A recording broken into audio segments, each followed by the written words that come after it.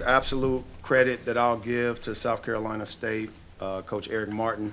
I knew that he would make it very difficult, just based off us being peer assistants throughout our careers, and then finally becoming head coaches. I know the DNA that he's cut from the cloth of Bobby Huggins, and what they do is try to dominate points in the paint, offensive rebounds, and the physicality. And that's how he played as a player. That's how he was able to be successful, and that identity showed. With that, we played 30 minutes of basketball. We didn't play the first 10 minutes of the game at all.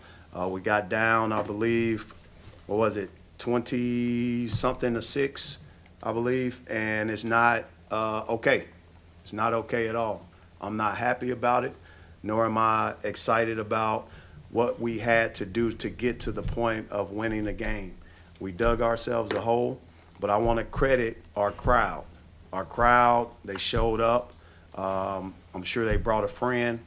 It was unbelievable energy. Obviously, without our students here because of break, our crowd showed up, and I thank them for their excitement and getting us over that hump. But we dug a hole, and we had to get out of it. I think kicking off that 30 minutes that you said there, I think there was a play where Aiden goes diving toward the baseline, saves the ball at the back. How much did that give you momentum? I think you went up and Connor Vanover hit a corner. How much did that play right there? Yeah, I'm proud of Aiden Shaw and what he's been able to do. Minus the little small mistakes which every player has, I credit a kid who is trying to do everything I'm asking him to do, regardless of what is popular or what is right. And highlights, yes, we love Aiden Shaw dunks, but I want to see him block shots. I want to see him rebound, and he was able to do that. And I think the satisfaction of doing those things will eventually allow him to have a long, successful career outside of college. The other thing is he's had 2 5-block games in 6 games. 2. He has to hang his hat on that, and I'm going to continue to push him toward that, because those intangibles, there's only a few people in America that can do that night in, night out, and he's one of them. He just has to be more consistent with it and show the world who he is. And Robinson was the other person who sparked that. His intangibles. Whenever you're coached by a Heisman Trophy winner, a New York Knick, and a Major League Baseball player who got drafted, I guess just showing up to practice every day, you learn something. Now, Ant's a little stubborn. He don't know how good Charlie Ward was. He has no clue. But he was an unbelievable player, and I think some of that stuff that you see with Ant has rubbed off from Charlie, and obviously Mom doesn't play that on either of these two kids that's up here. They're probably the toughest, most critical people in the household. Miss Robinson and obviously Miss Shaw. Aiden, what did flip in that stretch there? I think it started with about 8 minutes left, and it was the same 5 guys on the floor for the next 10 minutes. What kind of flipped with that group out there? Really, we hunt EGBs. That's energy generating behaviors. That's just a key point for us. We've been working on that since I can remember when I got here. So us just focusing on what we need to do to generate energy, which was to generate energy, which was lacking the first couple minutes. We knew what we needed to do, and we got out there and just brought a spark. Came into the game in the second half around 16-38 mark. I mean, you guys were tied 39 all, and by the time you came out of the game, and you were up by almost 20. But what were you looking to do in the handful of minutes, or what do you think you accomplished? Just coming in and bringing that spark every day. Just being every day, just coming in, energy, just focusing on the little things, and everything will come. So just being out there, just trying to be everywhere on the court, just bringing that energy. So. Dennis, you mentioned a lot steals, turnovers forced as a big thing. Does block shots, is that kind of a part of that? I think you guys set a school record with 12 tonight, and you've got 47 in 7 games. Well, I don't think we had 12 all last season, did we? But it's the growth of the person that's sitting to my left. If he can dominate the verticality of basketball like his athleticism says he can and should, then that's going to show up for us. There's nobody that can out-jump him. I will be shocked if there's a person that can out-jump him. Now we have to tie 2 things together. The growth of his basketball IQ, obviously, the 2 sides of basketball, offense and defense, and then the other part of just trying and making the effort. There should not be a time where he isn't almost hitting his head on the backboard. If he's not doing that, then he's not playing hard. He's not running down shots. There shouldn't be a time. There shouldn't be a goaltend. I want him to get a goaltending because that means he's making block attempts. To be a shot blocker, you got to have some attempts and some alterations. And I'm sure there's many more alterations outside of these 5 that we can probably count. Those are the things that don't show up in the stat sheet. But ultimately, these guys' hearts are in the right place. And that's what I lean my head on them with. Sean East was a plus 34. Tamar Bates was a plus 21, and Aiden Shaw was a plus 18. When you have guys like that playing unselfishly and giving their very best, great things can happen. And that's what happened tonight. Aiden, how much of what Coach Gates is talking about right now, how much of that do you think you showed tonight, and how far along do you think that part of your game's come along? Coach Gates has been preaching to me, rebound, block the ball since I've been here at Mizzou. So this year I've definitely been just more focused on it, more focused on just the rebounding and the blocking, and it's easier to focus on, a couple things than to think about a whole bunch of things. You know what I mean? So, it all makes sense, and it's working right now. So, bringing energy, Coach, the young man sitting to your right picked up 3 quick fouls to start the second half, and you made the decision to leave them in, which ended up working out for you guys. What was your thought process behind that, and how important is it for you to leave young players in even after making mistakes? Both of these guys are important to our future this season and otherwise. Ant's a hack. He fouls too much. He doesn't know how to play without fouling. So for young players who are used to using their hands at the high school level, you have to leave them in and almost embarrass them with a foul out situation. And that's what he has to learn, because ultimately if he doesn't learn that, he's going to put himself in a bad spot, and that can put our team in a bad spot. I think Aiden Shaw has learned from that as well. Last season, you probably saw some of that with Aiden, who got into some foul trouble and didn't know it was a foul. Yeah, Aiden, that's a foul. But this year, his fouls are coming on illegal screens or something like that versus what they were last year. Again, the biggest thing is making sure that these guys are learning, growing, and taking in the lessons that the game each day is trying to teach them. They come to practice with their mind right. They come to practice with their spirits correct. They learn. They can take constructive criticism. And again, that starts at home. These kids aren't able to slack or not learn. They're always told the truth before I even got them, before their parents believed in me as their next head coach or partnering with them in their growth. So I credit their parents. Coach, there was about a stretch where Connor Vanover had, I believe, like a steal, a block, and a three-pointer. What did you think about him tonight in this, 4th game in the Mizzou jersey? Not good enough. It's not good enough.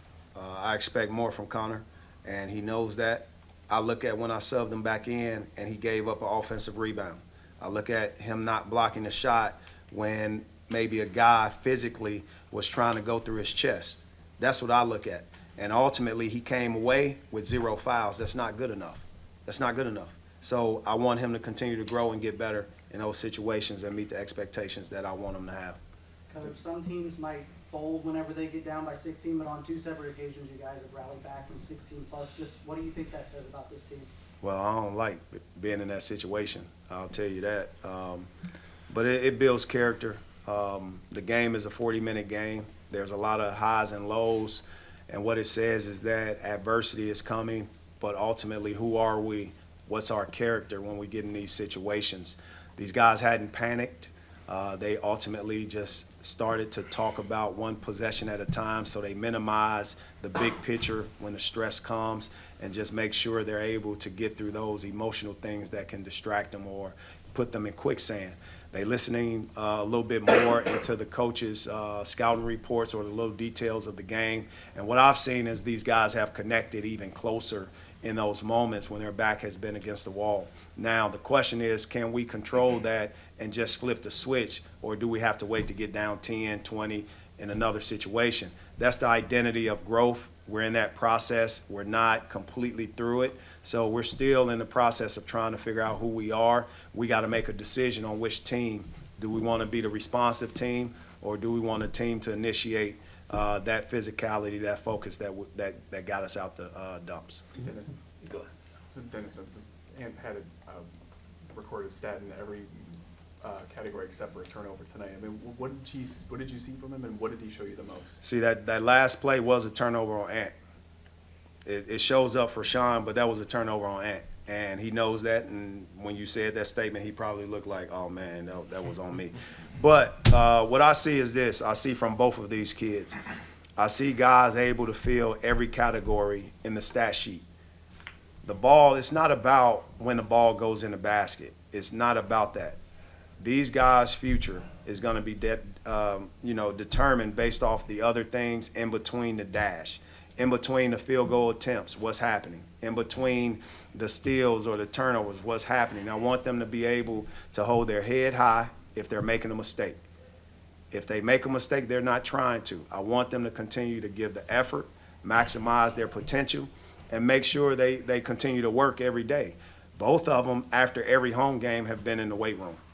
Every home game, they try to go to the weight room. They try to go get shots. You should see them during the week. Some shoot 3-4 times a day, in addition to doing their homework, going to study hall, doing community service. So I just think when you train and you prepare a young man for life, the game will come easier. But if you just prepare them for a game, then life will become difficult. I want these guys to continue to learn the life lessons. And then obviously what tonight is when your back is against the wall, who are you going to be? What adversity will you fight? How unselfish are you willing to be? Are you willing to, give more when you think you're tired? Are you willing to just take one more step or run one more lane? That is the biggest question. They're young in their careers, but I'll tell you one thing. The youth is erased if you play hard. One last question to Gabe. Dennis, correct me if I'm reading this wrong, but tonight you seem a little more maybe focused on what needs to improve in the first 10 minutes maybe than the last 30. Is that a reflection of the expectation that you have for this team? I have a high expectation for our program. I'm not happy about the first 10 minutes at all. I will probably watch the first 10 minutes of the game probably for the next probably 10 times before I move to the second part of the first half. I think when you try to look from the lens of a giraffe, right, I have to see everything, but also I got to shrink to the turtle. I got to be able to get in the trenches with these guys and kind of put myself in their perspective, and then try to, again, be a giraffe and try to see what it is that I'm missing. Is it a lineup, right? Is it something else? What is it that does not allow or didn't allow us tonight, because every day is different, to get ahead versus behind? Some teams will put their foot on our throat and not let us come back. Some situations are different, but the ultimate part is we're learning, we're in the infant stages, and I want to, obviously say this is probably the most animated I've been on the sidelines, the most animated, and that's just what was needed. I had to challenge some referees on some calls. I had to challenge our players. I had to challenge the game a little bit, and I had to obviously let them know who we were, who I was. You probably saw who I was tonight based off how I am in practice. And I ultimately take a step back, allow these guys to play, but when it's in disarray like it was, I have to step in and do my job and ultimately get it back on track. And I thought we was off track, and I credit our guys for getting back on track, because it's not easy, especially when I get in that mode of demanding certain things to be a certain way. Aiden Shaw probably is like, man, coach, you didn't stay, you kept telling me, yes, absolutely, because that's my expectation of him. I want him to block every shot. I don't care how tired he is or how tired he think he is, because ultimately he can't get where he wants to go by himself. A pat on the back is 2 inches away from a kick on the butt. And I want these guys to understand, yeah, we won a great game against Minnesota. It's over with. We lost a tough game based off our 2-minute drill against Jackson State. And I credit them. They did a great job. And tonight we dug ourselves a hole. So rather, it doesn't matter who's who we're playing. The biggest opponent is ourselves. The person in the mirror is the biggest opponent, and we got to continue to conquer that person. All right, thank you. Happy Thanksgiving. Happy Thanksgiving to you all. Y'all have a blessed and safe travels.